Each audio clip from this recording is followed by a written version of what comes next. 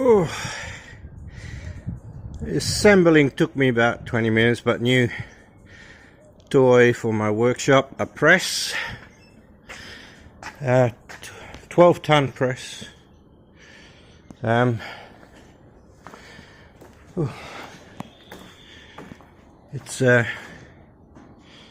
come in very handy for a lot of stuff.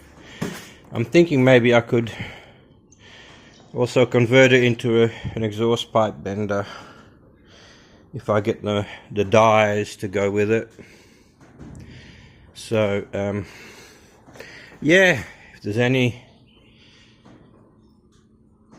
followers online that live locally that need something pressed, just contact me and we'll have a go at it.